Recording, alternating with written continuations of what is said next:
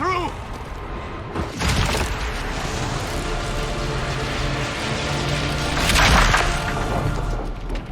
What did you do? I did nothing.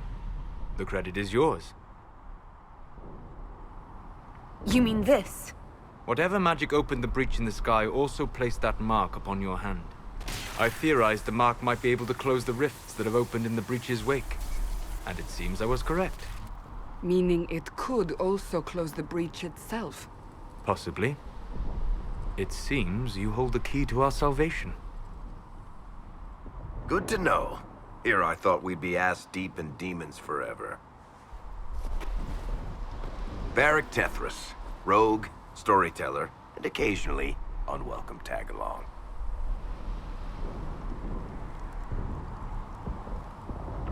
Are you with the Chantry, or...? Was that a serious question? Technically, I'm a prisoner, just like you. I brought you here to tell your story to the Divine. Clearly, that is no longer necessary. Yet, here I am. Lucky for you, considering current events. It's good to meet you, Varric. You may reconsider that stance in time. Oh, I'm sure we'll become great friends in the Valley, Chuckles. Absolutely not. Your help is appreciated, Varric, but... Have you been in the Valley lately, Seeker? Your soldiers aren't in control anymore. You need me. Ugh. My name is Solus, if there are to be introductions. I am pleased to see you still live. He means I kept that mark from killing you while you slept. You seem to know a great deal about it all.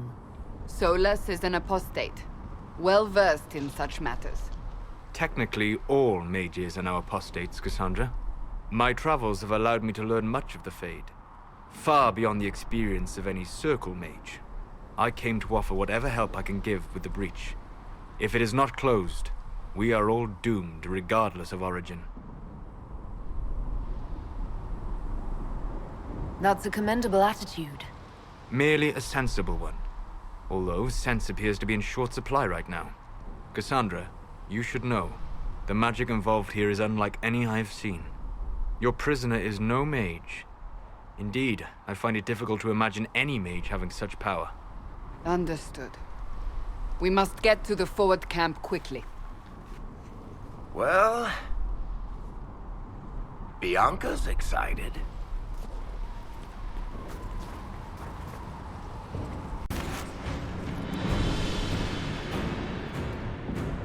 Sealed, as before.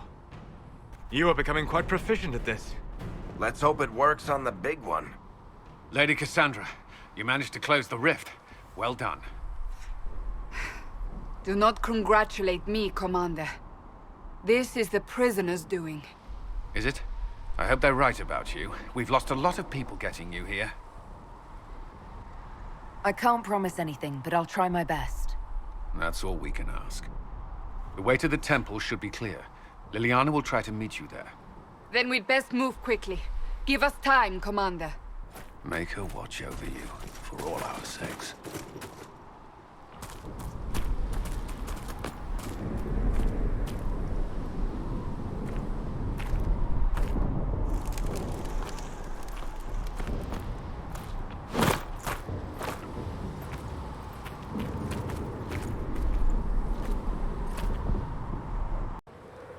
The chosen of Andraste, the blessed heroes sent to save us all. Am I riding in on a shining steed? I would have suggested a griffon, but sadly they're extinct. Joke as you will, posturing is necessary. I've journeyed deep into the Fade in ancient ruins and battlefields to see the dreams of lost civilizations. I've watched as hosts of spirits clash to reenact the bloody past in ancient wars both famous and forgotten. Every great war has its heroes. I'm just curious what kind you'll be. What do you mean, ruins and battlefields? Any building strong enough to withstand the rigors of time has a history. Every battlefield is steeped in death.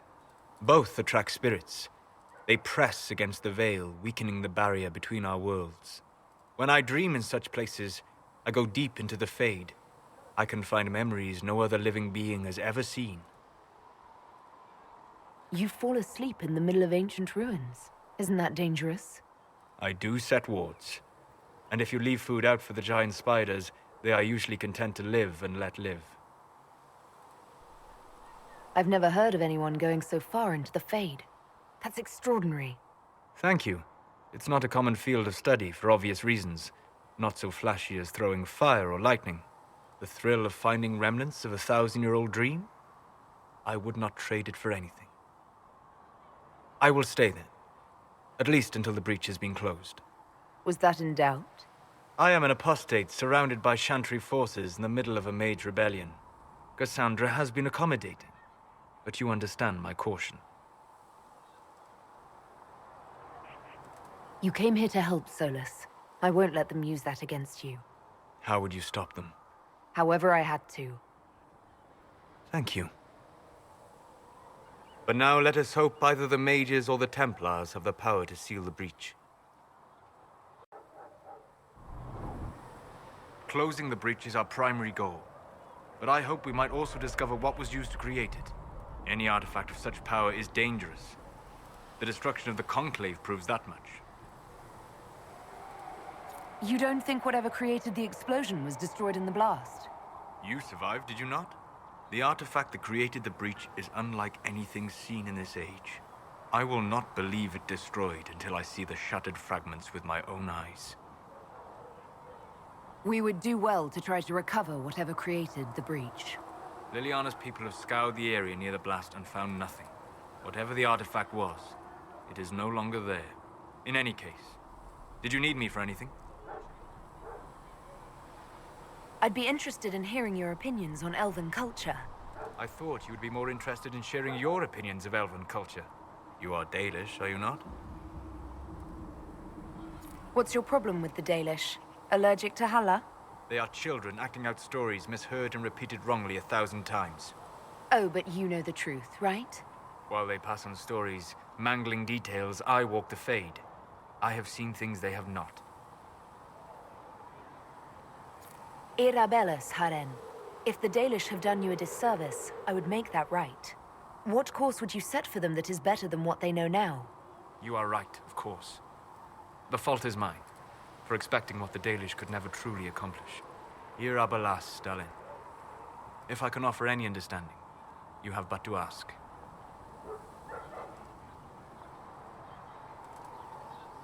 I'd like to know more about the elves from before our time. The Dalish strive to remember Hallam Shiral.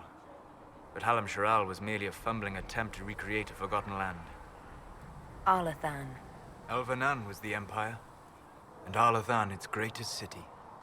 Place of magic and beauty, lost to time. You've studied ancient elves. What else do you know of Arlathan? We hear stories of them living in trees, and imagine wooden ramps or Dalish aeravels. Imagine instead spires of crystal twining through the branches, palaces floating among the clouds. Imagine beings who lived forever, for whom magic was as natural as breathing. That is what was lost. Are all Dalish elves like my clan? No. Your clan was unique in having enough interest in human affairs to send you to spy upon the Divine's meeting. As your clans have been separate for so long, they have all changed, adapting to the lands in which they live. Some are no more than bandits. Others trade freely with humans. And some have disappeared entirely into the forests. What can you tell me about elves living in human cities? The culture in alienages or among the slaves of Tevinter is like any of the impoverished and powerless. They cling to memories of a better past, and practice a few rituals to distinguish themselves from humans. Is elven magic different from the magic used by humans? No and yes. Magic is magic, just as water is water, but it can be used in different ways. Dalish magic is more practical, not needing Chantry approval, although they still frown on blood magic. Superstition. Much of it is more subtle. A legacy from when elves were immortal. The legends of elven immortality. Did they use magic to increase their lifespan? No. It was simply part of being elven. The subtle beauty of their magic was the effect, not the cause of their nature. Some spells took years to cast. Echoes would linger for centuries, harmonizing with new magic in an unending symphony. It must have been beautiful. You said that the censure against blood magic was a superstition. I did. It's fortunate Cassandra is not within earshot. Most modern cultures forbid blood magic. Publicly, even Devinter disapproves of it. But as I said, magic is magic. It matters only in how it is used. To be honest, I don't see it as different from any other magic. It's a means to an end. Indeed. The problem is that under the Chantry, blood magic is forbidden, so only criminals practice it. While in Tevinter, magisters compete with each other instead of keeping their volatile friends in check.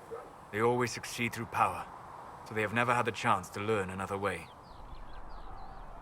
We'll talk later. Goodbye. What can I do for you? What do you know about the Fade? A great deal from my wanderings. There are few hard facts, but I can share what I have learned. I'd like to know more about the Breach. Simply put, it is a tear in the veil between this world and the Fade, allowing spirits to enter the world physically. Small tears occur naturally when magic weakens the veil, or when spirits cluster at an area that has seen many deaths. But your mark allows you to exert some control over the Breach. That means it was created deliberately. I'd like to know more about the Veil. Circle mages call it a barrier between this world and the Fade, but according to my studies in ancient elven lore, that is a vast oversimplification. Without it, imagine if spirits entered freely. The Fade was not a place one went, but a state of nature like the wind. It sounds like it would be wonderful. And dangerous. But yes, a world where imagination defines reality, where spirits are as common as trees or grass. Instead, spirits are strange and fearful, and the Fade is a terrifying world touched only by mages and dreamers. I am glad that I'm not alone in seeing the beauty of such a world, along with the obvious peril. I'd like to know more about demons. The Chantry says that demons hate the natural world and seek to bring their chaos and destruction to the living. But such simplistic labels misconstrue their motivations, and in so doing, do all a great disservice. Spirits wish to join the living, and a demon is that wish gone wrong. Is there a way to coexist? To live with them? If not in peace, at least without such active confrontation. Not in the world we know today. The Veil creates a barrier that makes true understanding most unlikely. But the question is a good one, and it matters that you thought to ask. We'll talk later. Goodbye. Hello. I'd like to know more about you, Solus. Why? You're an elven mage. Not from the Circle, not Dalish. You're an unknown element. I wouldn't trust my life to a blade before I'd tested its balance. Nor would I. All right. What can I tell you? What made you start studying the Fade? I grew up in a village to the north. There was little to interest a young man, especially one gifted with magic. But as I slept, spirits of the Fade showed me glimpses of wonders I had never imagined. I treasured my dreams. Being awake, out of the Fade, became troublesome. Did spirits try to tempt you? No more than a brightly colored fruit is deliberately tempting you to eat it. I learned how to defend myself from more aggressive spirits and how to interact safely with the rest. I learned how to control my dreams with full consciousness. There was so much I wanted to explore. I gather you didn't spend your entire life dreaming. No. Eventually, I was unable to find new areas in the Fade. Why? 2 reasons. First, the Fade reflects the world around it. Unless I traveled, I would never find anything new. Second, the Fade reflects and is limited by our imaginations. To find interesting areas, one must be interesting. Is this why you joined the Inquisition? I joined the Inquisition because we were all in terrible danger. If our enemies destroyed the world, I would have nowhere to lay my head while dreaming of the Fade. I wish you luck. Thank you. In truth, I've enjoyed experiencing more of life to find more of the Fade. How so? You train to flick a dagger or an arrow to its target. The grace with which you move is a pleasing side benefit. You have chosen a path whose steps you do not dislike because it leads to a destination you enjoy. As have I. So you're suggesting I'm graceful? No. I am declaring it. It was not a subject for debate.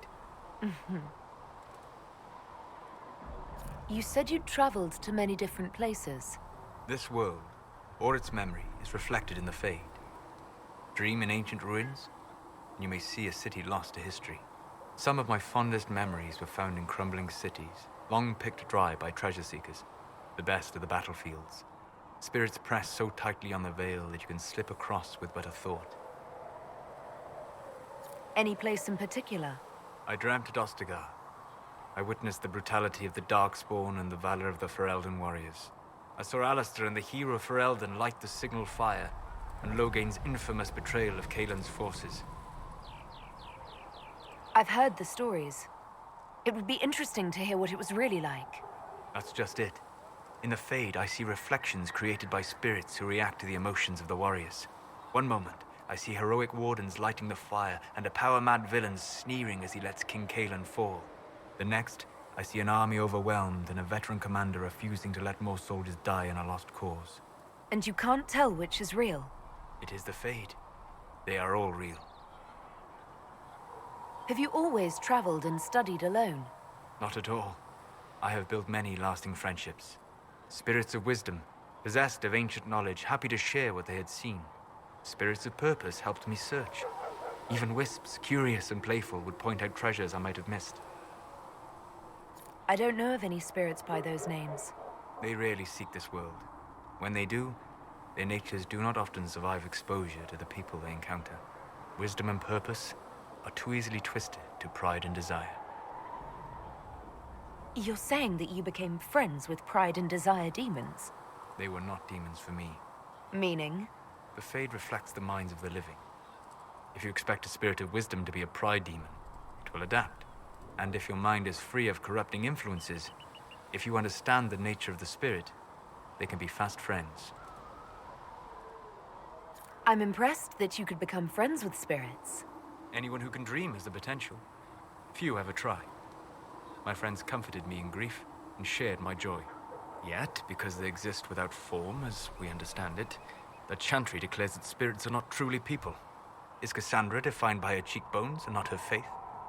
Varric by his chest hair and not his wit? You have an interesting way of looking at the world, Solus. I try. And that isn't quite an answer. I look forward to helping you make new friends. That should be... well... That isn't quite an answer either. We'll talk later. Goodbye.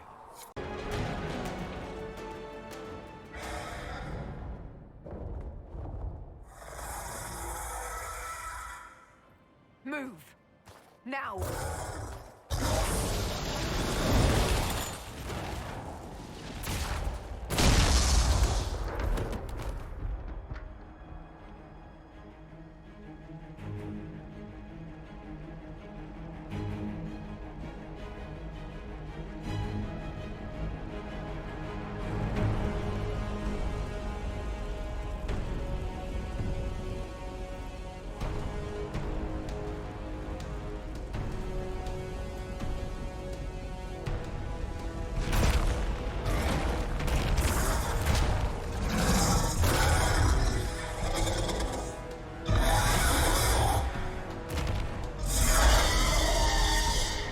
Enough!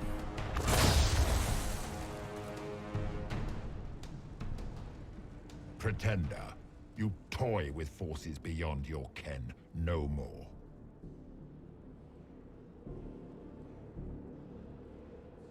What are you? Why are you doing this? Mortals beg for truth they cannot have. It is beyond what you are, what I was. Know me. Know what you have pretended to be. Exalt the Elder One. The will that is Corypheus. You will kneel.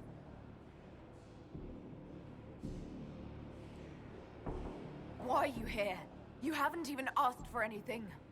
I ask for nothing, because it is not in your power to give. But that will not stop me.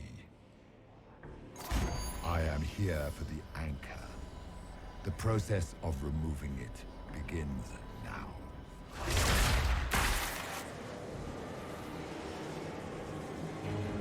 It is your fault, Geralt. You interrupted a ritual years in the planning, and instead of dying, you stole its purpose. I do not know how you survived, but what marks you was touched, what you flail at rifts. I crafted to assault the very heavens.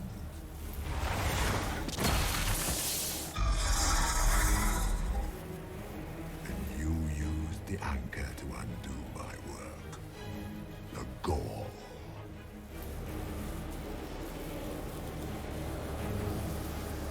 Why did the Divine die? For this chaos! The chaos will empower me, and ensure we no longer beg at the feet of the invisible. I once breached the Fade in the name of another to serve the old gods of the Empire in person. I found only chaos and corruption, dead whispers.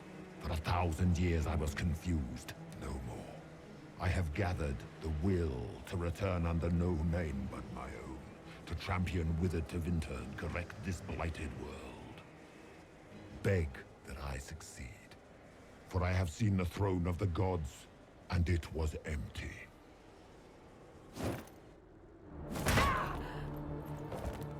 The anchor is permanent. You have spoilt it with your stumbling.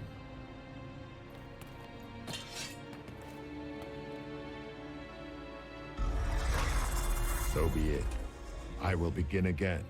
Find another way to give this world the nation and God it requires.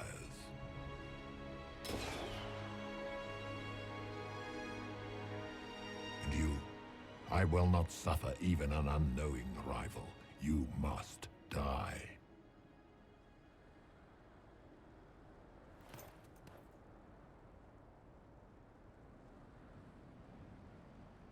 You expect us to surrender and kneel. We will not. You'll face us all. When we choose!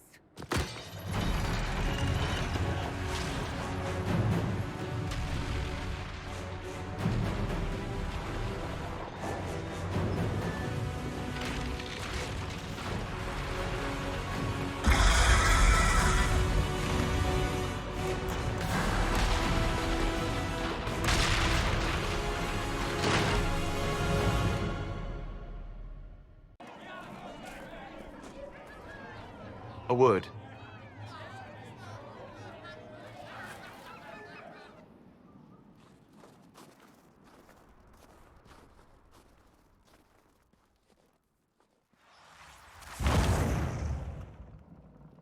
The humans have not raised one of our people so high for ages beyond counting. Her faith is hard won, Lethaline. Worthy of pride, save one detail. The threat Corypheus wields. The orb he carried. It is ours. Corypheus used the orb to open the breach. Unlocking it must have caused the explosion that destroyed the Conclave. We must find out how he survived. And we must prepare for their reaction when they learn the orb is of our people. All right. What is it and how do you know about it? Such things were foci, said to channel power from our gods. Some were dedicated to specific members of our pantheon. All that remains are references in ruins, and faint visions of memory in the Fade, echoes of a dead empire. But however Corypheus came to it, the orb is elven, and with it, he threatens the heart of human faith.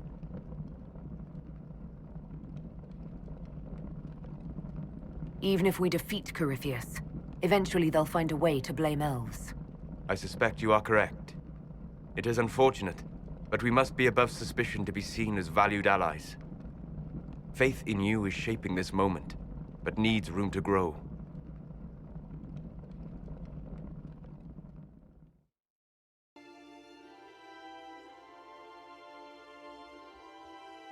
By attacking the Inquisition, Corypheus has changed it. Changed you. Scout to the north. Be their guide.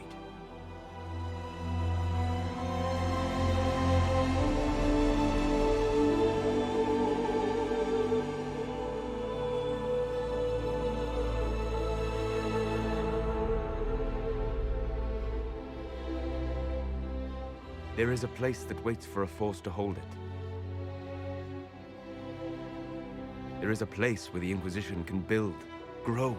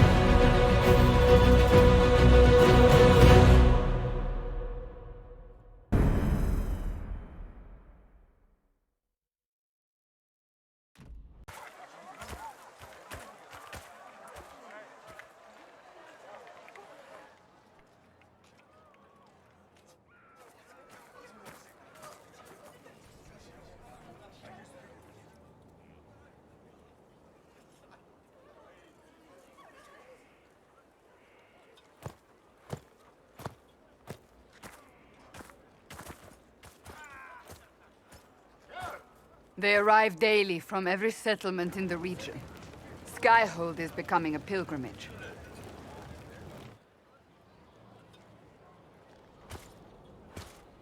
If word has reached these people, it will have reached the Elder One. We have the walls and numbers to put up a fight here, but this threat is far beyond the war we anticipated. But we now know what allowed you to stand against Corypheus.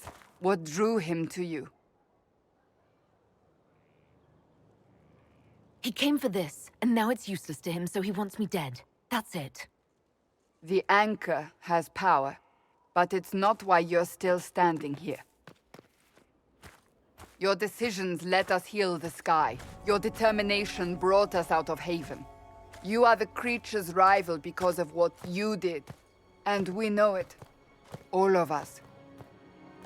The Inquisition requires a leader. The one who has already been leading it.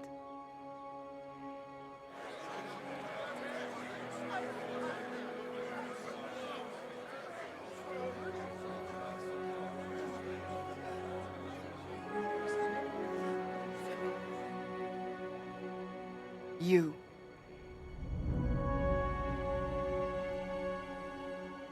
You're offering this to an elf? Are you quite sure you know what you're doing? I would be terrified handing this power to anyone, but I believe it is the only way. They'll follow you. To them, being an elf shows how far you've risen, how it must have been by Andraste's hand.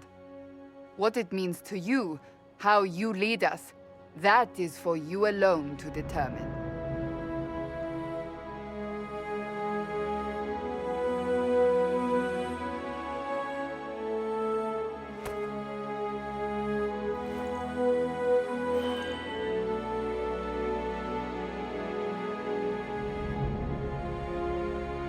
This isn't about a greater message.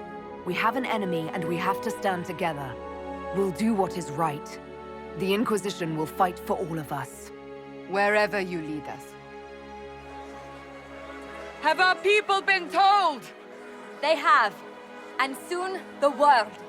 Commander, will they follow? Inquisition, will you follow? Will you fight? Will we triumph? Your leader, your herald, your Inquisitor!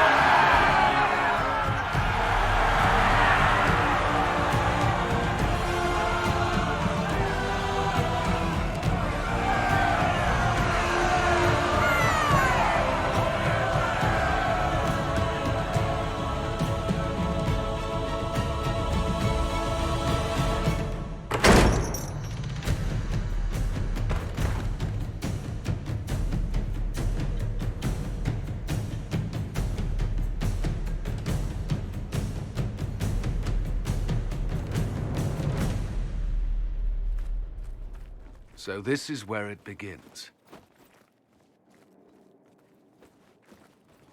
It began in the courtyard. This is where we turned that promise into action. But what do we do? We know nothing about this Corypheus except that he wanted your mark.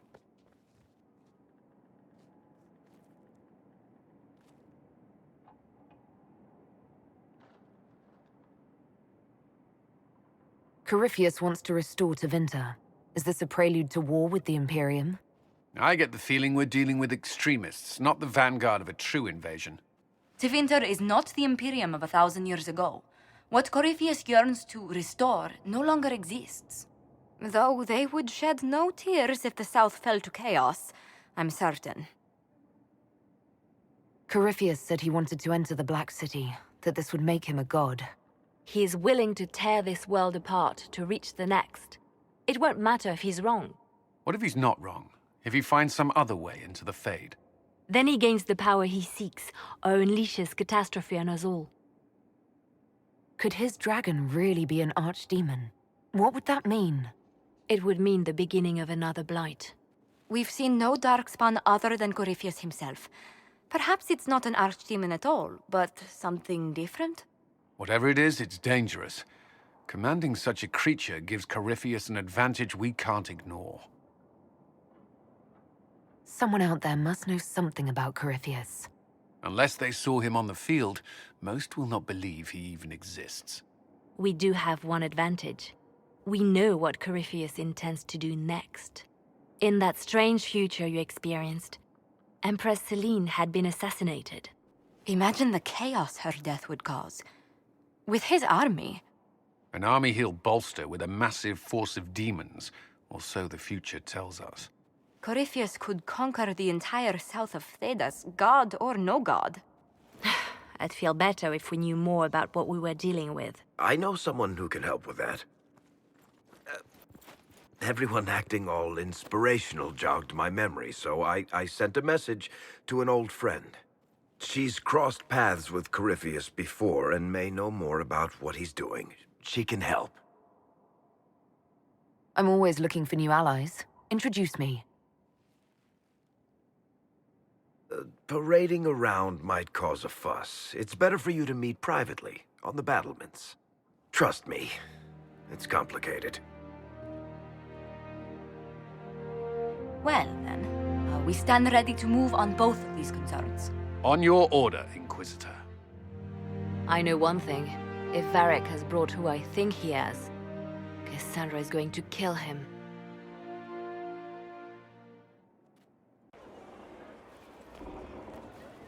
This thing is not a stray puppy you can make into a pet. It has no business being here. Wouldn't you say the same of an apostate? Inquisitor, I wondered if Cole was perhaps a mage, given his unusual abilities. He can cause people to forget him, or even fail entirely to notice him. These are not the abilities of a mage. It seems that Cole is a spirit. It is a demon. If you prefer, although the truth is somewhat more complex. Cole warned us about Corypheus at Haven. He saved a lot of lives. And what will its help cost? How many lives will this demon later claim? In fact, his nature is not so easily defined. Speak plainly, Solas. What are we dealing with? Demons normally enter this world by possessing something. In their true form, they look bizarre, monstrous. But you claim Cole looks like a young man. Is it possession? No. He has possessed nothing and no one. And yet he appears human in all respects. Cole is unique, Inquisitor. More than that, he wishes to help. I suggest you allow him to do so. What do you mean by possession? Spirits and demons cross over from the Fade by attaching themselves to something in this world. But Cole has willfully manifested in human form without possessing anyone.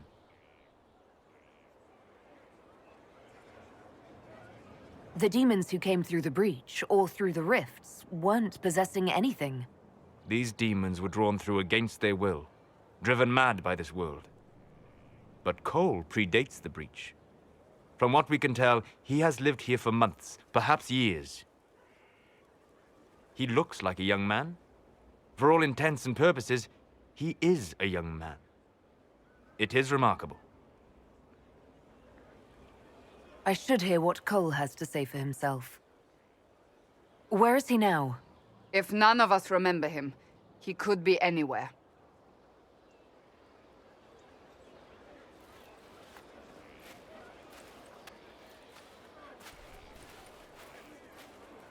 Haven. So many soldiers fought to protect the pilgrims so they could escape. Choking fear.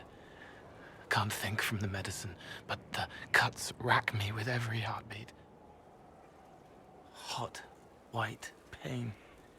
Everything burns. I can't. I'm going to... I'm dying. I'm... dead. You're feeling their pain? It's louder this close, with so many of them. Would you like to go somewhere more comfortable? Yes, but here is where I can help. Every breath slower, like lying in a warm bath, sliding away. Smell of my daughter's hair when I kiss her goodnight. Gone.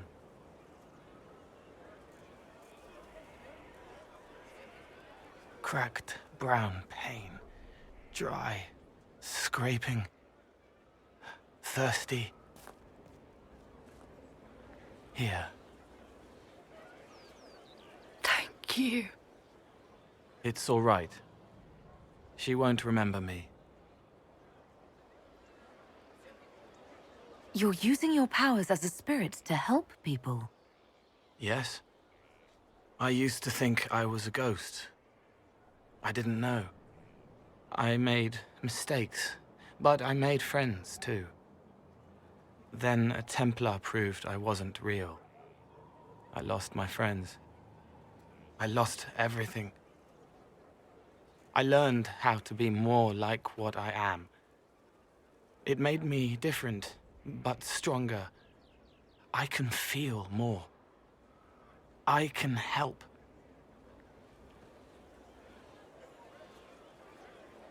If you're willing, the Inquisition could use your help. Yes, helping.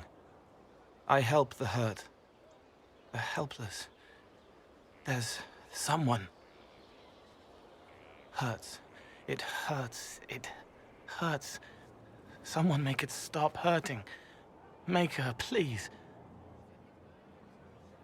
The healers have done all they can. It will take him hours to die. Every moment will be agony. He wants mercy. Help. You say he won't die for hours yet, but you can't know that for certain. His body is failing. He could recover, or the healers could find another way to help him. How do you know? I don't, and neither do you. That's part of life. Try. I want to stay.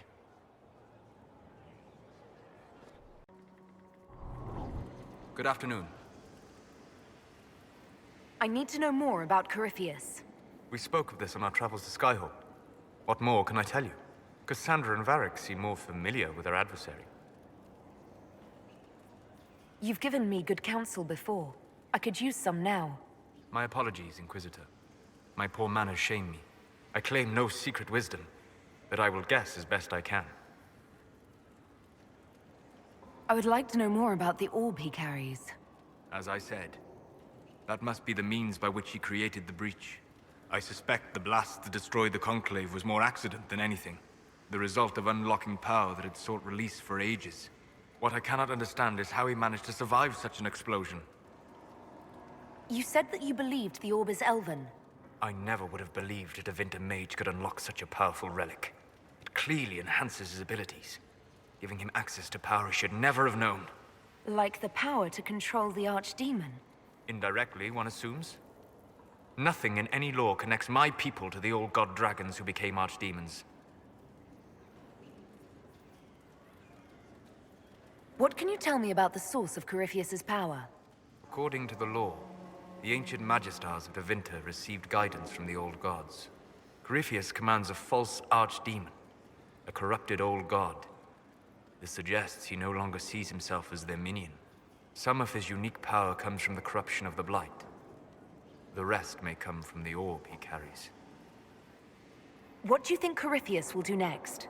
You shamed him when you destroyed Haven. Spoiled his glorious victory. It would be worse to acknowledge that you had done so. He must continue on his course or show weakness. He will return to his plans to throw Olay into chaos, and then conquer it for Devinter. You're sure that's what he'll do? As certain as is possible, assuming I can plausibly predict a man who seeks to rise to godhood. And can you? The key is understanding this.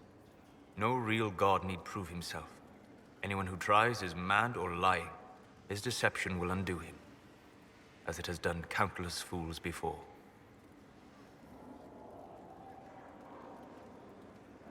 I'm interested in what you told me of yourself in your studies.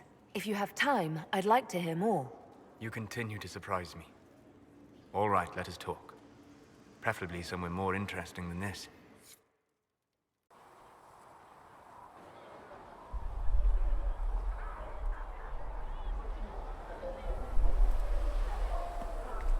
Why here? Haven is familiar.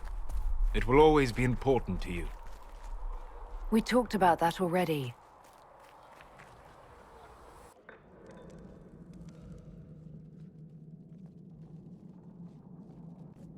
I sat beside you while you slept, studying the anchor. How long can it take to look at a mark on my hand?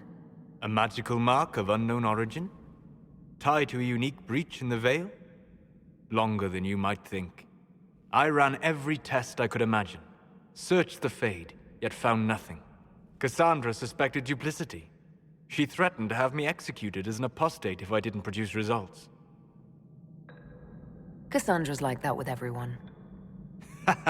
Yes. You were never going to wake up? How could you? A mortal sent physically through the Fade. I was frustrated, frightened. The spirits I might have consulted had been driven away by the breach. Although I wished to help, I had no faith in Cassandra, or she in me. I was ready to flee. The breach threatened the whole world. Where did you plan to go? Someplace far away, where I might research a way to repair the breach before its effects reached me. I never said it was a good plan. I told myself, one more attempt to seal the rifts. I tried and failed. No ordinary magic would affect them. I watched the rifts expand and grow, resigned myself to flee, and then...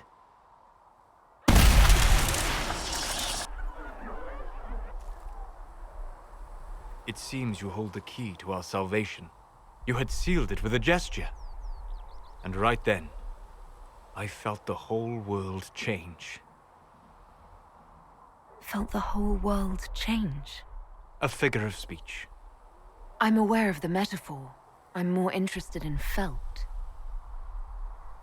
You change everything. Sweet talker.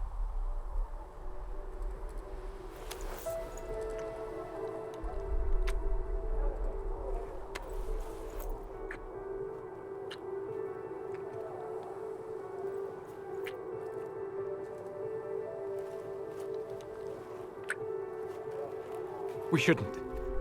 It isn't right. Not even here. What do you mean, even here? Where do you think we were? This isn't real. That's a matter of debate. Probably best discussed after you wake up.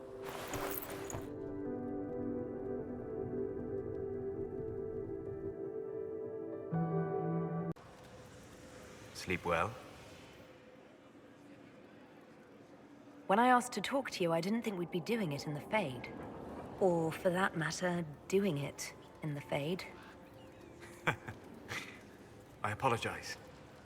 The kiss was impulsive and ill-considered, and I should not have encouraged it. You say that, but you're the one who started with tongue. I did no such thing. Oh, does it not count if it's only Fade tongue? It has been a long time, and things have always been easier for me in the Fade. I am not certain this is the best idea. It could lead to trouble. I'm willing to take that chance, if you are. Maybe, yes. If I could take a little time to think. There are considerations. Take all the time you need. Thank you. I am not often thrown by things that happen in dreams, but I am reasonably certain we are awake now.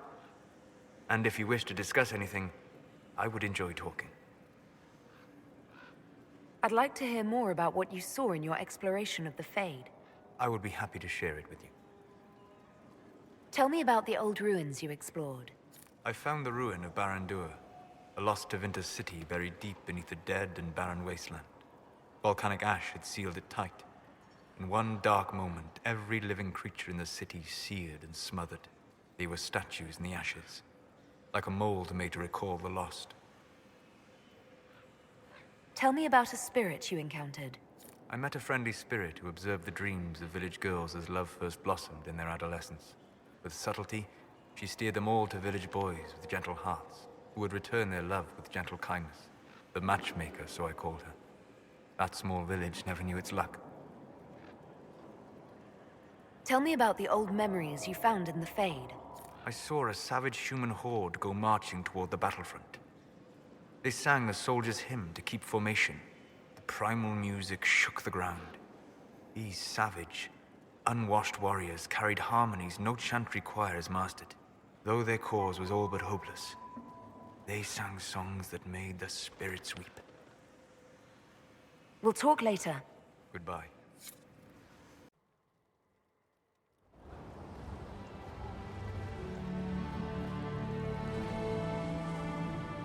Inquisitor, meet Hawk, the champion of Kirkwall. Though I don't use that title much anymore. Hawk, the Inquisitor. I figured you might have some friendly advice about Corypheus. You and I did fight him, after all.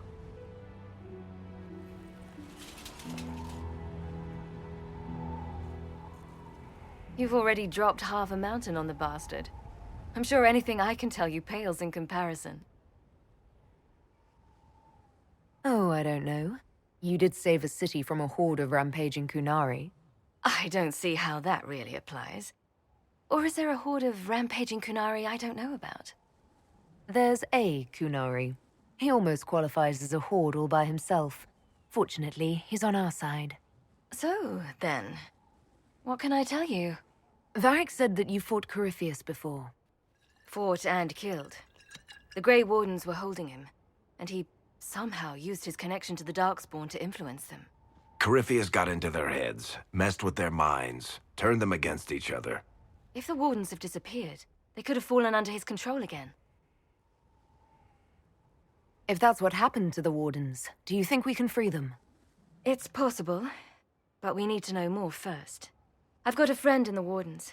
He was investigating something unrelated for me. His name is Alistair. The last time we spoke, he was worried about corruption in the Warden ranks. Since then, nothing. Corypheus would certainly qualify as corruption in the ranks. Did your friend disappear with them? No. He told me he'd be hiding in an old smuggler's cave near Crestwood. If you didn't know about Corypheus, what were you doing with the Wardens? The Templars in Kirkwall were using a strange form of lyrium. It was red. I'd hoped the Wardens could tell me more about it. Corypheus had Templars with him at Haven. They looked like they'd been exposed to the lyrium you describe. Hopefully, my friend in the Wardens will know more. I'll take any lead I can get at the moment. Good. I'll do whatever I can to help. Corypheus is my responsibility. I thought I'd killed him before. This time I'll make sure of it. Inquisitor. You said you thought you killed Corypheus. The Grey Wardens had him imprisoned. They used my father's blood in a ritual to seal Corypheus inside. But he could still reach out and influence the Warden's thoughts. He sent them after me. And I didn't just think I killed him. When the fight was done, he was dead on the ground. Maybe his tie to the Blight somehow brought him back, or maybe it's all Tevinter magic. But he was dead, I swear it.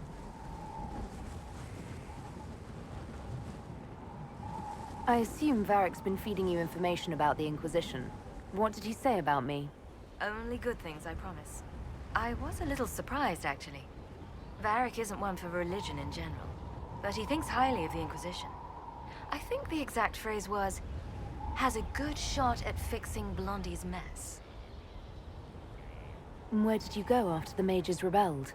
I heard the Chantry might be sending an exalted march to Kirkwall to put down the rebellion. I hoped that leaving would save lives and force the Divine to divide her forces to come after me. As it turned out, I needn't have bothered.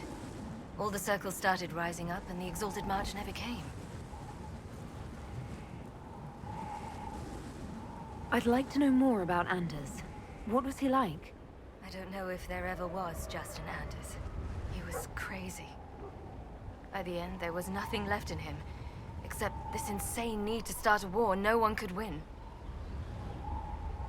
I heard you had family and friends in Kirkwall. Where are they now? Fenris would have killed himself to protect me. I didn't want to give him that chance. We'll talk later. I'll meet you at Crestwood.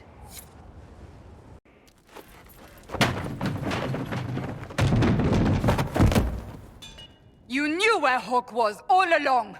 You're damned right I did. You conniving little shit!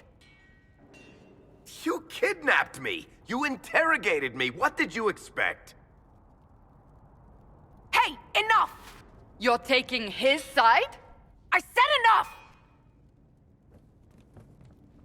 We needed someone to lead this Inquisition. Hawk was our only hope. She was the champion of Kirkwall. The mages respected her. And you kept her from us. The Inquisition has a leader.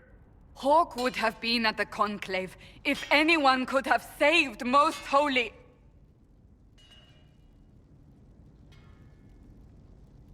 Varric's not responsible for what happened at the Conclave. I was protecting my friend. Varric is a liar, Inquisitor. A snake. Even after the Conclave, when we needed Hawk most, Varric kept her secret. She's with us now. We're on the same side. We all know whose side you're on, Varric. It will never be the Inquisition's.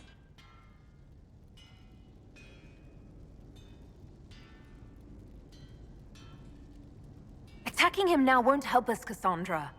Ha! Exactly. And you better not be keeping anything else from us. I understand.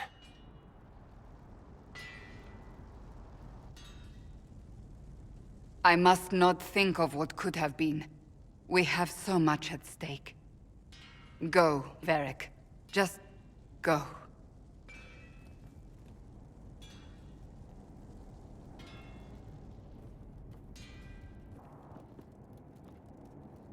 You know what I think? If Hawk had been at the temple, she'd be dead too. You people have done enough to her.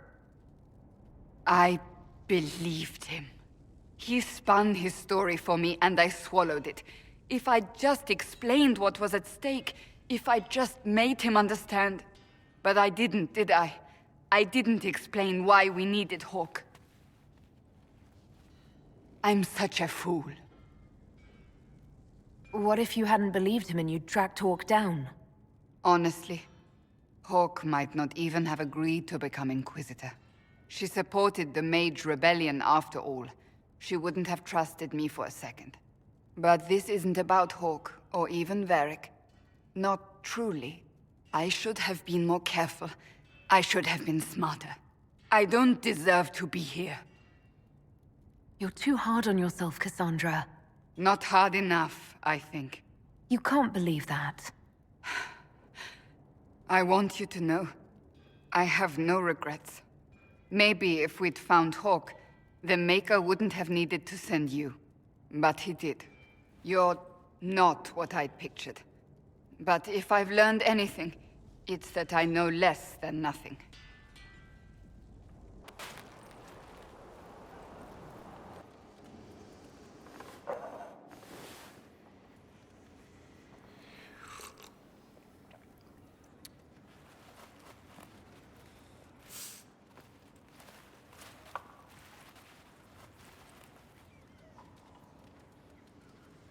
Something wrong with your tea? It is tea. I detest this stuff. But this morning, I need to shake the dreams from my mind. I may also need a favor. You just have to ask. One of my oldest friends has been captured by mages, forced into slavery. I heard the cry for help as I slept. I'd be happy to help. What did these mages use to capture your friend? Blood magic? A summoning circle, I would imagine. I'm sorry? My friend is a spirit of wisdom. Unlike the spirits clamoring to enter our world through the rifts, it was dwelling quite happily in the Fade. It was summoned against its will, and wants my help to gain its freedom and return to the Fade. I thought spirits wanted to find their way into this world. Some do, certainly. Just as many Orlesian peasants wish they could journey to exotic Rivain. But not everyone wants to go to Rivain. My friend is an explorer, seeking lost wisdom and reflecting it. It would happily discuss philosophy with you, but it had no wish to come here physically. Do you have any idea what the mages want with your friend? No. It knows a great deal of lore and history, but a mage could learn that simply by speaking to it in the Fade. It is possible that they seek information it does not wish to give, and intend to torture it. All right, let's go get your friend. Thank you. I got a sense of my friend's location before I awoke. I'll mark it on our map. One of the mages. Killed by arrows, it would seem. Look at how the arrow's positioned. He was shot while running. I'd guess bandits. These aren't mages. The bodies are burned, and these claw marks. No. No, no, no. That's a demon's work.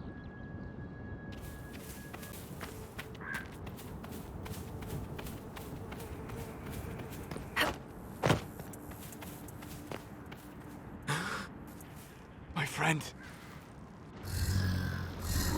Ah! The mages turned your friend into a demon.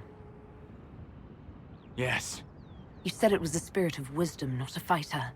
A spirit becomes a demon when denied its original purpose. So they summoned it for something so opposed to its own nature that it was corrupted. Fighting. Let us ask them. A mage! You're not with the bandits? Do you have any lyrium potions? Most of us are exhausted. We've been fighting that demon. You summoned that demon! Except it was a spirit of wisdom at the time. You made it kill! You twisted it against its purpose! I understand how it might be confusing to someone who has not studied demons, but after you help us, I can... We are not here to help you. Word of advice.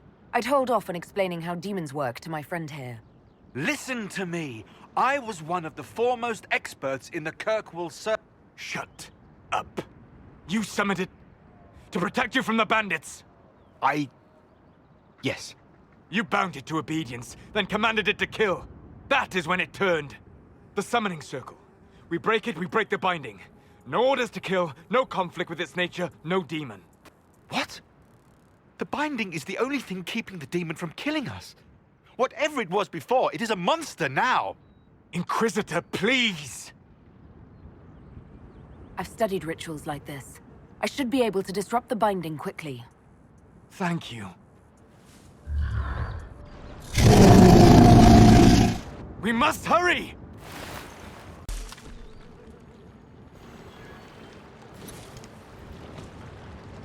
Lethaline, Irabelas. Tel Abalos en Asel Atalim. Mamilava Halani. Malasuladinadas. Magilani Midinam. Manuvinen.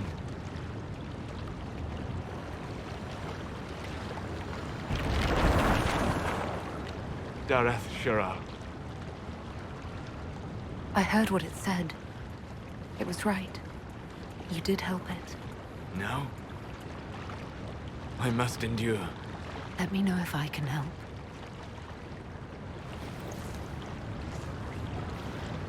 You already have.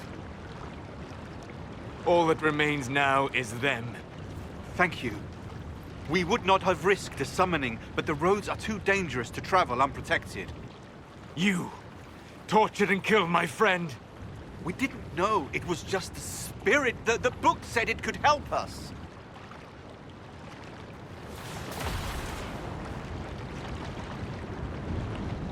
Damn them all. I need some time alone. I will meet you back at Skyhold.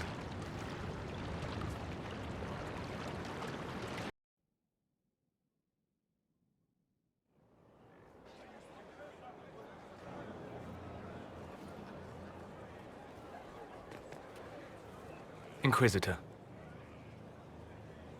How are you, Solus? It hurts. It always does. But I will survive.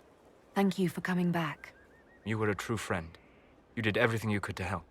I could hardly abandon you now. Where did you go? I found a quiet spot and went to sleep. I visited the place in the Fade where my friend used to be. It's empty. But there are stirrings of energy in the void. Someday something new may grow there. What happens when a spirit dies? It isn't the same for mortals. The energy of spirits returns to the Fade. If the idea giving the spirit form is strong, or if the memory has shaped other spirits, it may someday rise again. You're saying your friend might come back? No, not really. A spirit's natural state is peaceful semi-existence.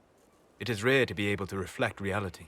Something similar may reform one day, but it might have a different personality. It would likely not remember me. It would not be the friend I knew.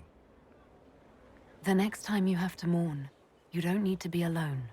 It's been so long since I could trust someone. I know. I'll work on it. And thank you. Inquisitor, Do you have a moment?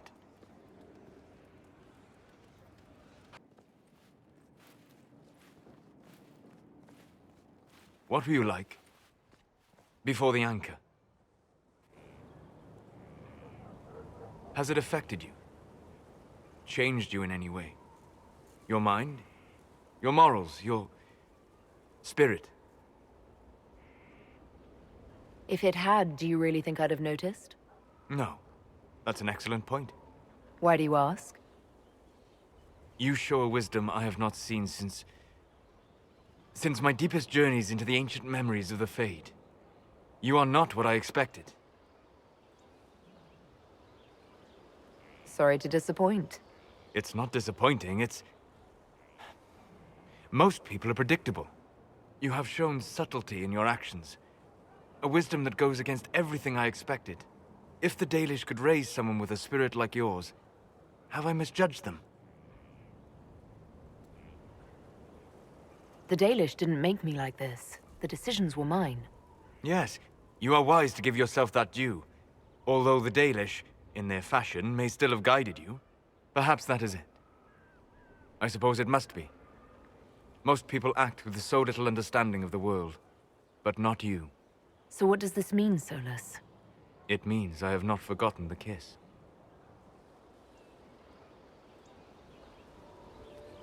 Good.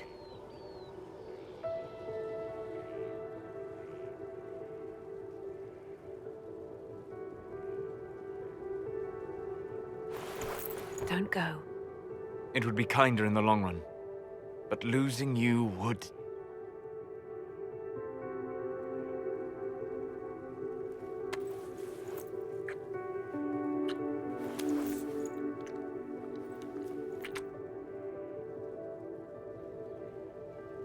Arlath Mavanan.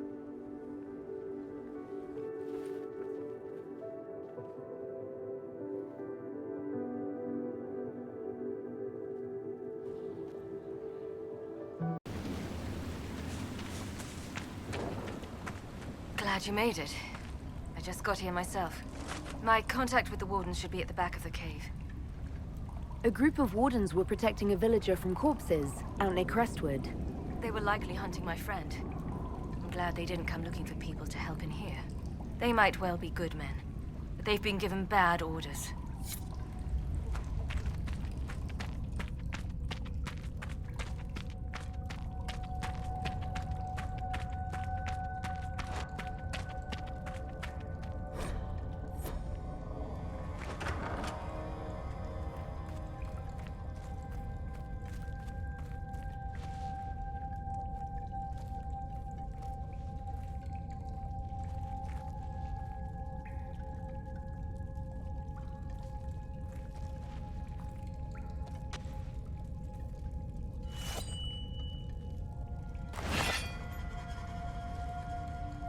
It's just us. I brought the Inquisitor. Wait. You have a Grey Warden with you? Warden Blackwall. You're Blackwall? Duncan, my mentor, he spoke of you. Duncan. Of course. Good man. I'm Alistair. It's an honor to meet all of you. I wish it was someplace nicer. Are you the Alistair who fought the Archdemon with the hero of Ferelden? I need to change my name. Yes, that was me. War, betrayal, darkspawn, all lots of fun. And made for excellent stories, I'm sure. Nobody cares about that anymore. I answer to Warden Commander Clarel now. Like everyone else. I'll take all the help I can get. I know the Wardens have troubles of their own. I wonder, though, might those troubles have anything to do with Corypheus? When Hawke killed Corypheus, the Wardens thought the matter resolved. But archdemons don't die from simple injury. I feared Corypheus might have the same power, so I started to investigate. I found hints, but no proof. And then, not long after, every warden in Orlais began to hear the calling. I recall that being a bad thing. But I don't recall you telling me about all this. It was a secret. A very dangerous one. I try to actually keep a few of my oaths to the Wardens. Is the calling some sort of Grey Warden ritual? Well, Wardens are tied to the Darkspawn. We're connected somehow. And eventually that connection poisons you. You get bad dreams, and then you start to hear the music. It calls to you, quiet at first. And then, so loud, you can't bear it. At that point, you say farewell, and go into the deep roads to die fighting. In death, sacrifice. And every Grey Warden in Orlais is hearing that right now. They think they're dying. Yes, I think Corypheus caused this somehow. If all the Wardens die, who will stop the next Blight? That's what has them so terrified. And then they do something desperate. Which is, of course, what Corypheus wants. Is the calling they're hearing real, or is Corypheus mimicking it somehow? I have no idea. Before all this, I'd barely heard of Corypheus. I didn't even know he was supposed to be a Magister until I started digging around. But right now, all that matters is the Wardens are acting like they're going to die. You said all the Wardens are hearing the calling. Does that include you? And also you, Blackwall? Unfortunately, yes. When I'm talking or fighting, I can almost ignore it. But whenever things are quiet, I can hear it. It's like a song you can't get out of your head. Damned annoying, frankly. I do not fear the calling. And worrying about it only gives it power. Anything Corypheus does will only strengthen my resolve. How can Corypheus make all these Wardens hear the calling? I have no idea. I suppose it's part of what he is. Corypheus is tied to the Blight, and not just a product of it like most Darkspawn.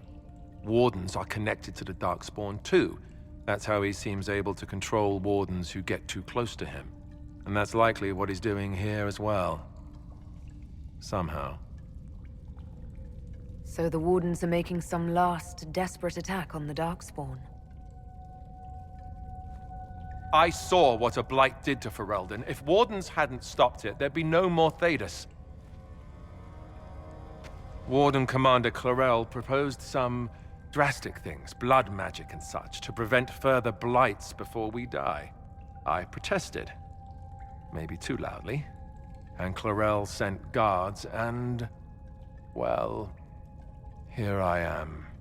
Wardens were gathering here, in the western approach. It's an old Tevinter ritual tower. I'm going to investigate. I could use some help. How can I help? I need to know more about Corypheus. You shamed him when you destroyed Haven. Spoiled his glorious victory. It would be worse to acknowledge that you had done so. He must continue on his course or show weakness. He will return to his plans to throw Olay into chaos, and then conquer it for Tevinter. I'd like to hear more about what you saw in your exploration of the Fade. I would be happy to share it with you. Tell me about the old ruins you explored. I found an ancient dwarven thaig no longer sheltered by the stone. An earthquake had exposed it all to daylight. 1,000 dwarven corpses lay, the victims of a darkspawn horde. Their last stand marked by one great ring of armor. In the middle, one small body, clutching tightly to a small stuffed toy. Tell me about a spirit you encountered. The Alamari crossed the Frostback Mountains to escape a beast they called the Shadow Goddess in their stories. I met the spirit that they fled. She walks the Fade along the southern tundra, weeping lonely and forgotten. Great Ferelden formed because a lonely spirit drove her prey away. Tell me about the old memories you found in the Fade. I saw a dwarf emerge into the light of day and shield his eyes against the sun. The first time he had seen it, the tears were streaming from his eyes. I thought them from the blazing light, until I saw the rock he held so tightly. Then he laid the rock down gently, and he left it as he walked away. We'll talk later. Goodbye.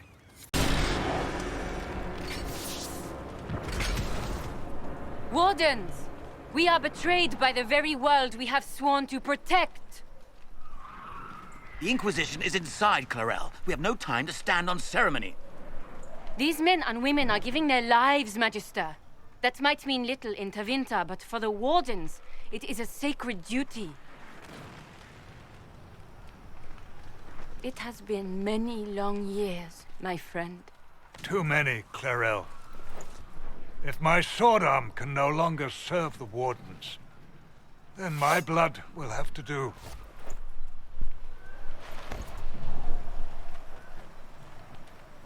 It will.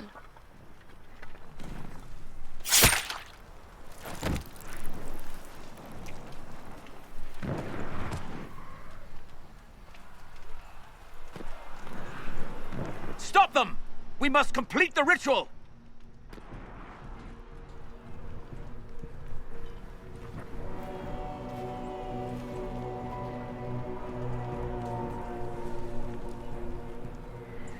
Clarel, if you complete that ritual, you're doing exactly what Ehrman wants.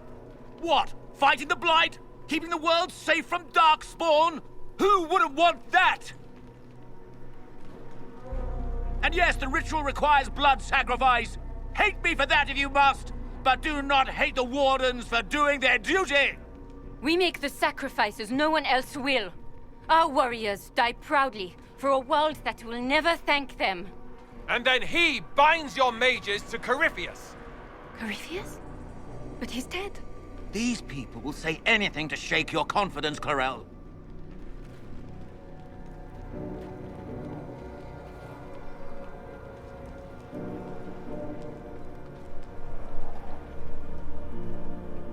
Bring it through!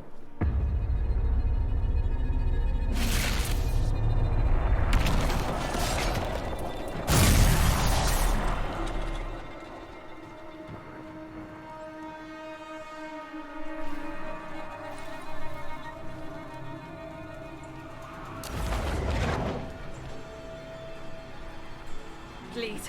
I've seen more than my share of blood magic. It is never worth the cost. I helped fight the archdemon in Ferelden. Could you consider listening to me?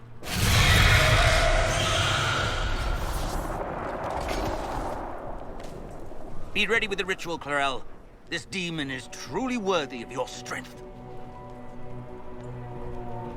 Listen to me! I have no quarrel with the Wardens. I have spared those I could. I don't want to kill you, but you're being used. And some of you know it, don't you? The mages who've done the ritual. They're not right. They were my friends, but now they're like puppets on a string.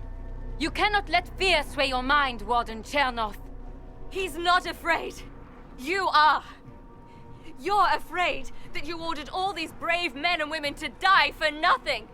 If this were a fight against future blights, I would be at your side.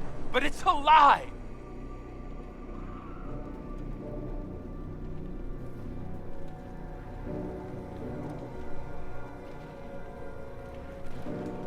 Clarel, we have come so far. You're the only one who can do this. Perhaps we could test the truth of these charges to avoid more bloodshed. Or perhaps I should bring in a more reliable ally. My master thought you might come here, Inquisitor. He sent me this to welcome you.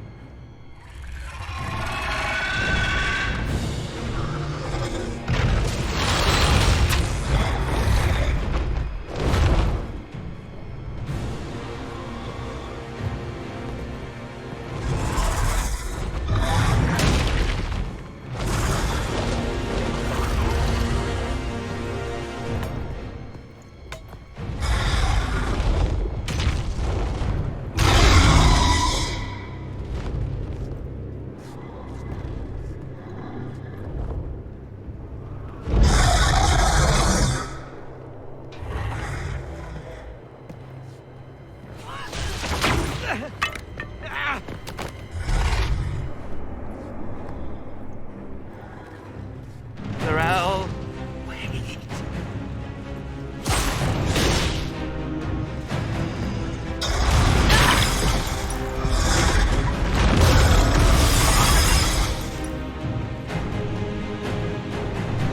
Help the Inquisitor!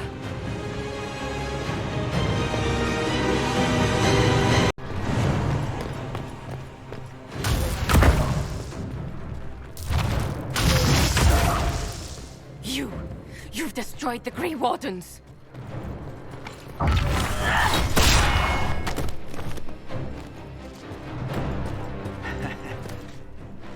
You did that to yourself, you stupid bitch.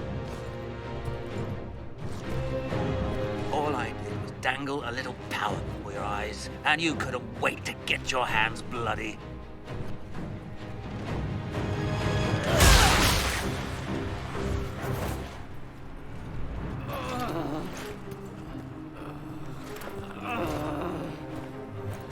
You could have served a new god. I will never serve the Blight!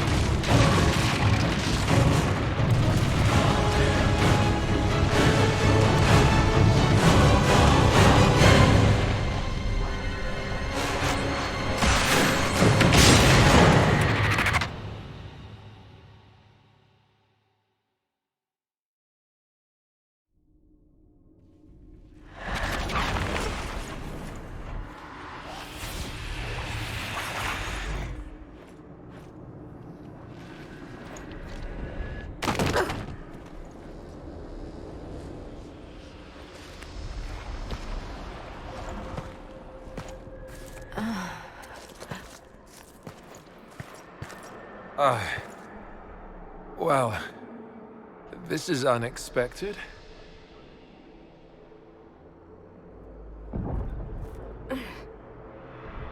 We were falling. If this is the afterlife, the Chantry owes me an apology. This looks nothing like the Maker's bosom. No. This is the Fade.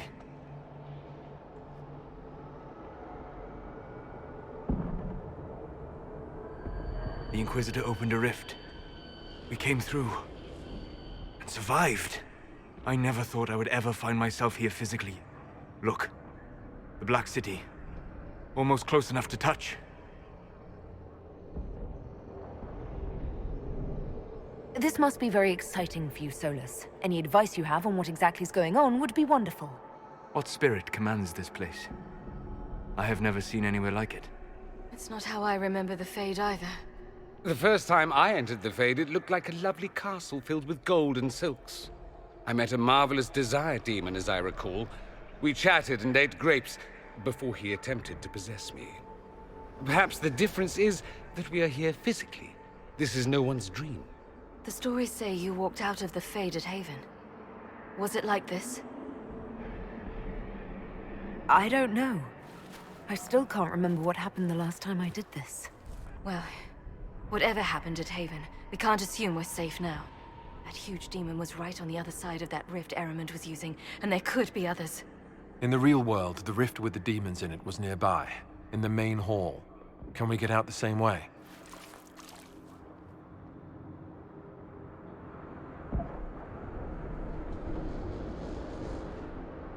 It beats waiting around for demons to find us, right? There. Let's go.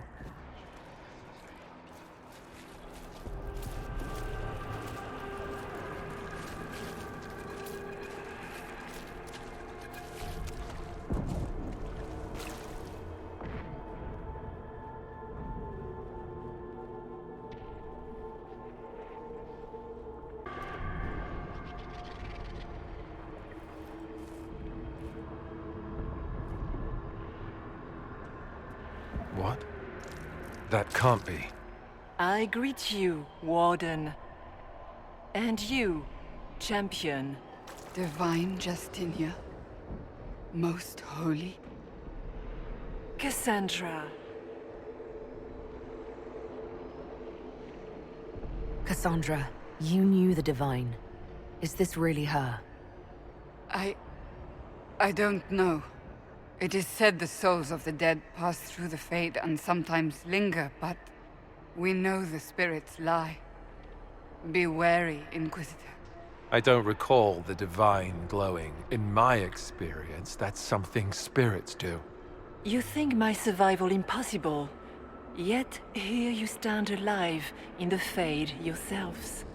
In truth, proving my existence either way would require time we do not have. Really? How hard is it to answer one question? I'm a human, and you are? I am here to help you. You do not remember what happened at the Temple of Sacred Ashes, Inquisitor. No, I don't. The memories you have lost were taken by the demon that serves Corypheus. It is the nightmare you forget upon waking. It feeds off memories of fear and darkness, growing fat upon the terror. The false calling that terrified the Wardens into making such grave mistakes? Its work. I'd like to have a few words with this nightmare about that. You will have your chance, brave Warden. This place of darkness is its lair. Corypheus seems to have a lot of demons at his disposal. How does he command so many? I know not how he commands his army of demons. His power may come from the Blight itself, but the nightmare serves willingly. For Corypheus has brought much terror to this world. He was one of the Magisters who unleashed the first Blight upon the world, was he not? Every child's cry as the Archdemon circles. Every dwarf's whimper in the deep roads. The nightmare has fed well. Can you help us get out of the Fade? That is why I found you. When you entered the Fade at Heaven, the demon took a part of you. Before you do anything else, you must recover it. These are your memories, Inquisitor.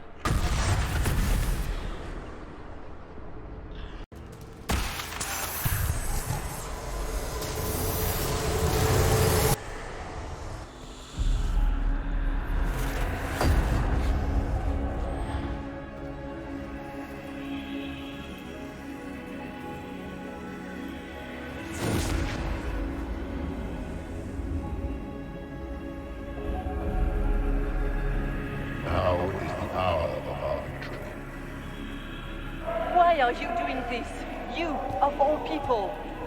Keep the sacrifice still.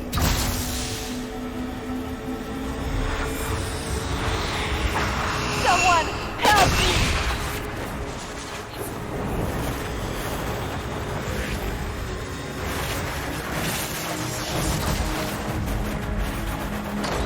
What's going on here?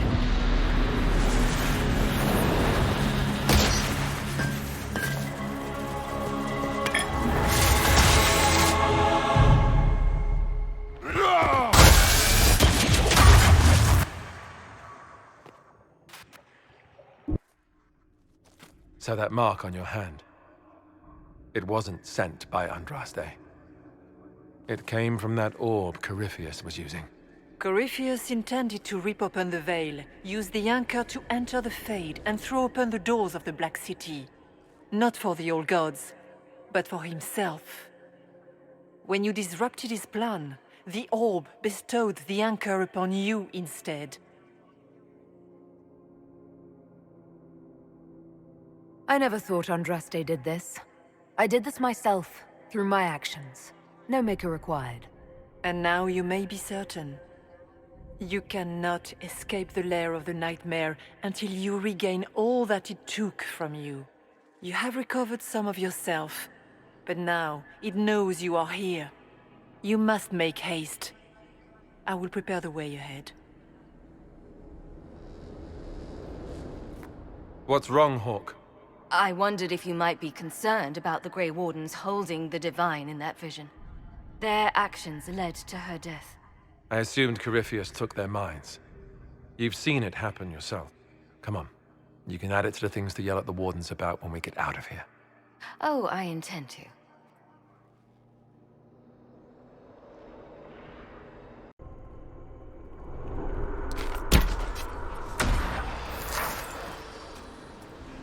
Döth ma Herelan.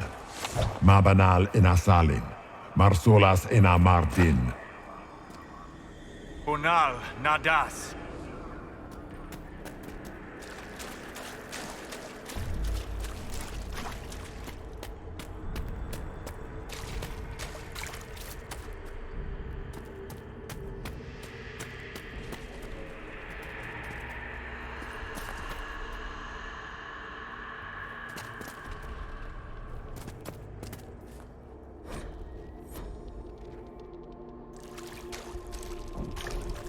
Did you think you mattered, Hawk?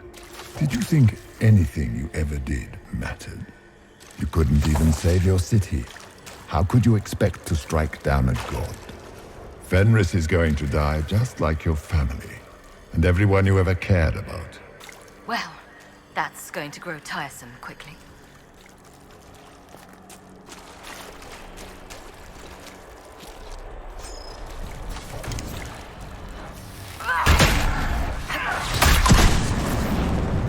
Those were little fears. Tiny manifestations spawned from the nightmare itself. And, of course, they look like giant spiders. Spiders? I see maggots crawling in filth. Remember, we walk in the Fade. Demons of fear shape their appearance to unnerve each of us. Well, that's reassuring.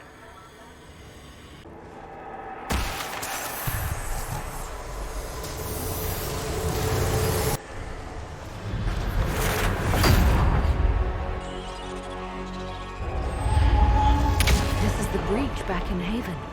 That's how I escaped.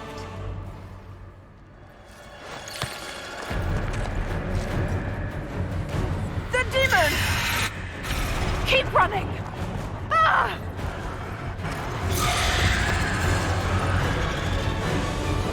Go!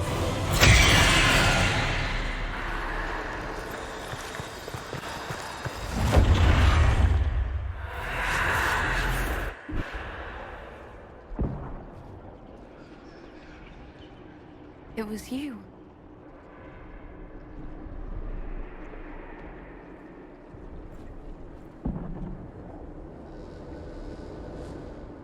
They thought it was Andraste sending me from the Fade, but it was the Divine behind me. And then you... She died.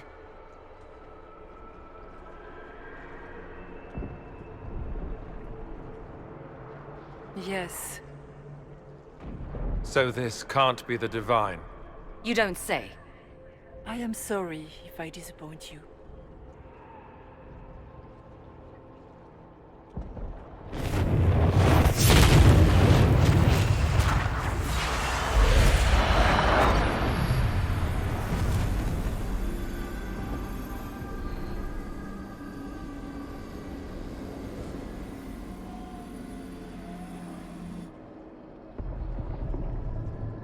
The only thing that's important right now is getting out of the Fade.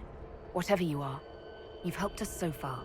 What we do know is that the mortal divine perished at the temple, thanks to the Grey Wardens. What, again? It wasn't their fault.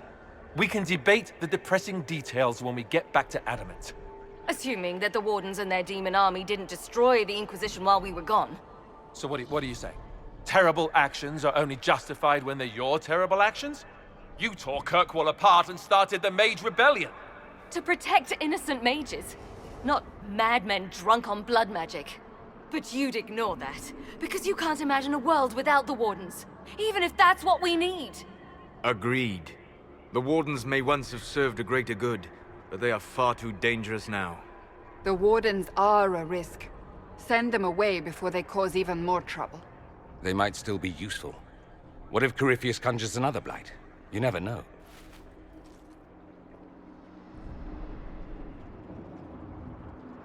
This debate can wait until we're out of danger. Inquisitor.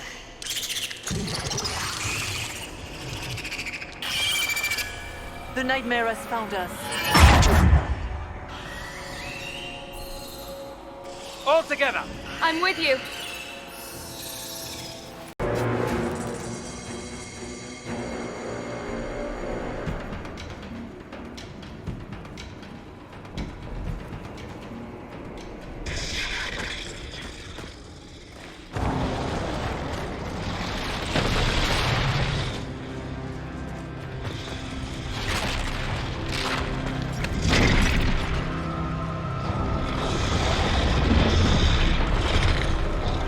How do we get by?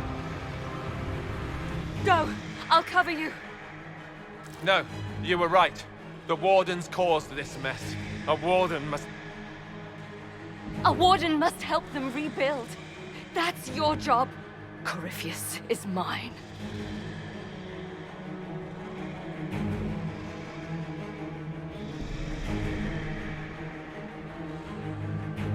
Hawk. Say goodbye to Varric for me.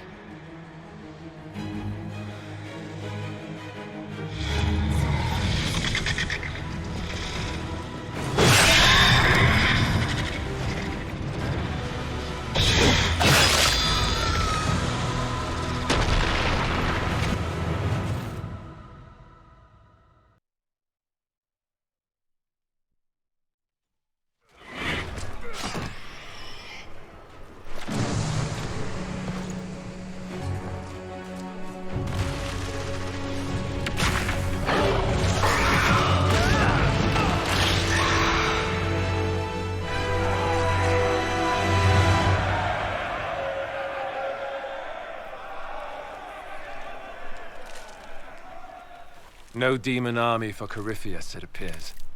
The Divine, or her spirit, was right. You know that's not how they see it, though. And they just saw their Inquisitor work another miracle. They came out of this alive. As far as I'm concerned, they can tell whatever stories they like. I suppose The Inquisitor and his warden friend escaped by the skin of their teeth. Wouldn't be as good for morale. Inquisitor, the Archdemon flew off as soon as you disappeared. The Venatori Magister is unconscious but alive. Cullen thought you might wish to deal with him yourself. As for the Wardens, those who weren't corrupted helped us fight the demons. We stand ready to help make up for Clarel's tragic mistake. Where's Hawk? Where's Hawk? Hawk sacrificed her life to save us and strike a decisive blow against Corypheus. Well?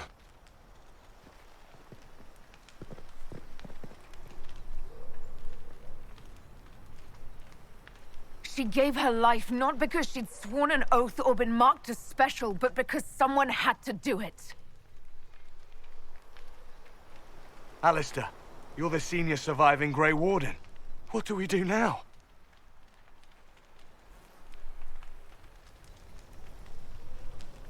You stay and do whatever you can to help. Alistair believes that the Wardens are worth saving, and I trust him. You're still vulnerable to Corypheus, and possibly his Venatori, but there are plenty of demons that need killing. While they do that, I'll report to the Wardens at Weishaupt. Corypheus won't catch us with our trousers down again. Thank you, your worship. We will not fail you.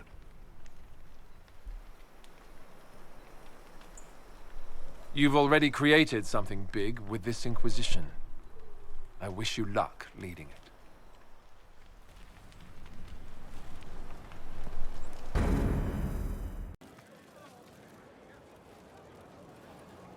Did I ever tell you about the time Hawk was on a Merchant Guild hit list? Hawk's uncle got into an investment scheme with a couple of merchant caste businessmen. They took a lot of people's coin in order to arrange the import of wandering hills from the Anderfells. A delicacy, I'm told. Their weird, foreign foodstuffs arrived alive, and one of them, true to its name, wandered off in the middle of the night.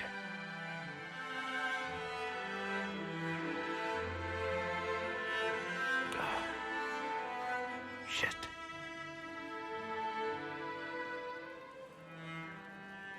The guild traced the shipments to Hawk's uncle, but as usual, he was so far in debt he couldn't see daylight. So they went after Hawk instead. They sent guys from the local carter to Hawk's estate one night. 5 big dusters, armed to the teeth. They kick in the door, and Hawk yells, "You're just in time," and drags them over to a game of Wicked Grace. They played 2 hands of cards before the city guard showed up to take them away. A couple of them became regulars in our weekly game. Hawk just had that effect on people. I always wanted to tell that one. Thanks. I guess I've got some letters to write. I should be the one to tell Fenris. Excuse me. My heart. I need to know more about Corypheus. We've taken his army. He lacks the conventional forces to take Orlais. He must see Orlais destroyed utterly by whatever means possible, not merely thrown into chaos. I'd like to hear more about what you saw in your exploration of the Fade. I would be happy to share it with you. Tell me about the old ruins you explored. I found in the Kokari wilds a humble cottage far removed from any of the simple, chastened tribesmen. The trees and weeds had not reclaimed the home, nor did the chastened dare to come and steal the trinkets still remaining. It was empty, long abandoned, but the world feared that she might return. Tell me about a spirit you encountered. I found an ancient spirit who had once been undisputed king of almost every land I had discovered. Like pride or rage, it was the Fade's reflection of a feeling. When I asked which one it was, the spirit faltered. "They've forgotten," said the spirit. "There remains no word for what I was." Tell me about the old memories you found in the Fade. I saw a young Qunari working in a simple kitchen, baking bread as she was ordered every morning. In every loaf, she broke the rules. She'd take a pinch of sugar and fold it into the center, like a secret. And this act of small rebellion brought a shining smile across her face. We'll talk later. Dareth Shirar. You have a problem. That over there is a full tavern, but everyone's drinking alone. They're all up their own arses about the Inquisition. I can't have fun with everybody whinging, and they'll fall on their swords before Corypheus can push them. I'm thinking pranks. Set a few up, knock a few down. You in or not? But I'm the Inquisitor. You know, the leader. Right, they'll never suspect you. What, titles are only for getting away with bad stuff? Let's do something fun. Come on.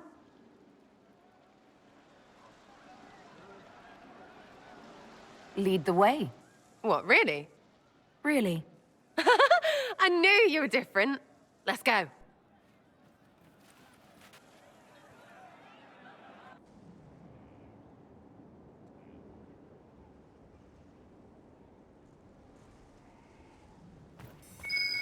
Right, general uptight is gone. Have a search about. Find something to mess with and give your soldiers a laugh. What, the desk? Oh yes, center of the Empire and all that. What to do, what to do. All right, Sarah. What do you want to do? Thing looks heavy. Don't want to move or break it. I got it. Easy one. Just a slip of something under here. There, won't notice much, but it's just that little bit wonky. He's so in control that'll piss him royally. I tell one of the soldiers and boom, the general seems like people. And since he works for you, you seem like people. Come on, next one.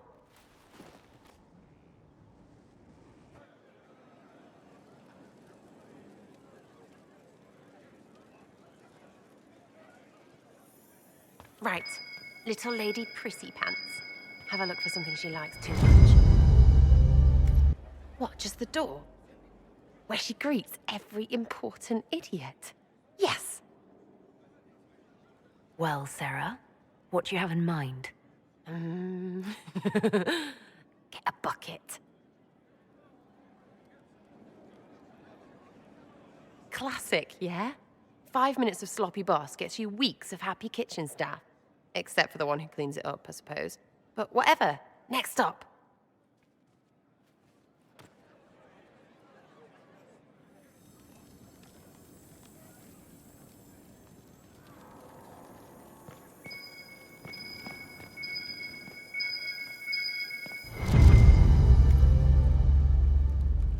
What's that? A locked... No, leave that. Not interested in her hidden things. Not for just a bit of fun. Maybe... feed her messengers something gassy? No, birds don't pop. But they flap and... Who is up there? Go!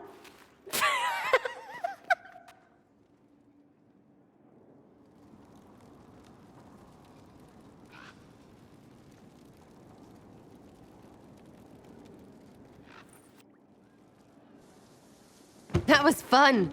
An inquisitor of the people, still remembering you're one of them. If all they got was the herald stuff, the serious bit, you'd start to sound pretty scary. That works, but not for long. Whatever it takes. I'd start throwing pies if it kept people inspired. Pies is so good, and Corypheus would never do that. Good thing for you, innit? Because from the bottom, everyone up top sort of seems the same. Anyway, fun time, Inquisitor. You! Oh, frig. You did it!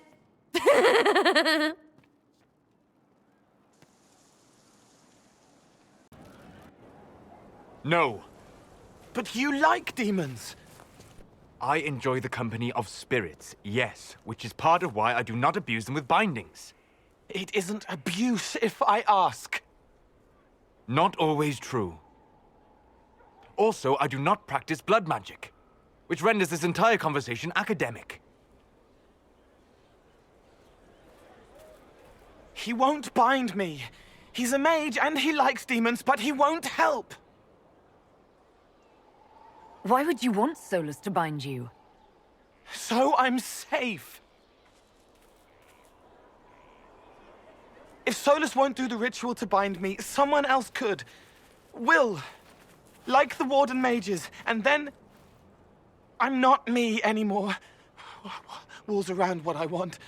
Blocking, bleeding, making me a monster.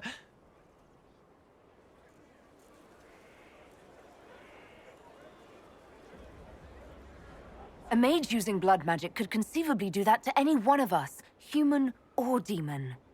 You should ask Solus to bind you too. And then someone can bind him. There has to be some middle ground between do nothing and bind Cole with blood magic. Indeed. I recall stories of amulets used by Raveni seers to protect spirits they summoned from rival mages. A spirit, wearing an amulet of the Unbound, was immune to blood magic and binding. It should protect Cole as well. The resources of the Inquisition could be used to find such a talisman. Good. They will not take me. I do adore the heady blend of power, intrigue, danger, and sex that permeates these events. You seem more comfortable with a Grand Orlesian ball than I'd have expected. I have seen countless such displays in my journeys in the Fade. The powerful have always been the same. Only the costumes change. Have you seen anything useful? No, sadly. I do not have the look of one of the elven servants, or I might well be invisible.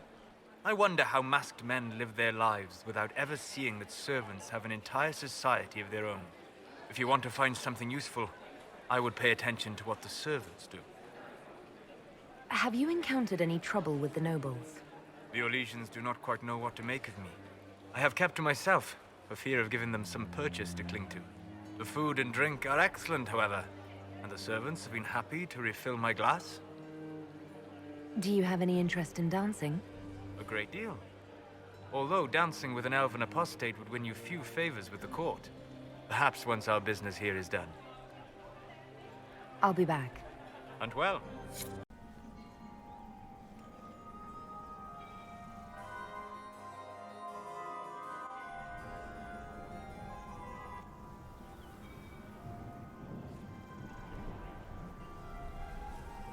I'm not surprised to find you out here. Thoughts? We achieved all our goals. I'm enjoying the moment of peace while it lasts. You should. They're fleeting enough. Hang on to them when you can. Come. Before the band stops playing, dance with me.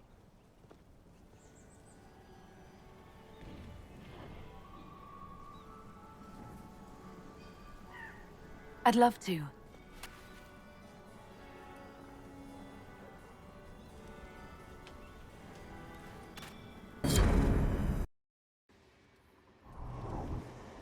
There are spirits hovering by the veil to observe the thrones of powerful nations, the machinations, betrayals. After our time in Halam Sharal, I understand why. I had forgotten how I missed court intrigue. You miss court intrigue? When were you at court? Oh, well, never directly, of course. An elven apostate is rarely invited to speak with empresses and kings. But from the Fade, I have watched dynasties form and empires crumble. It is sometimes savage, sometimes noble, and always fascinating.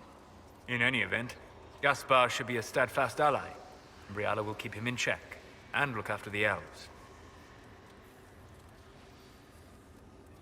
I hope Briala is able to use her position to help our people.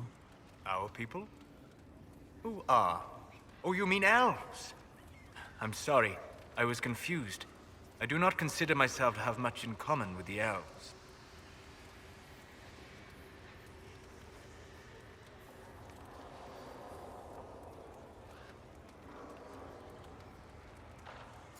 Who do you have much in common with? Who are your people? A good question. I joined the Inquisition to save the world.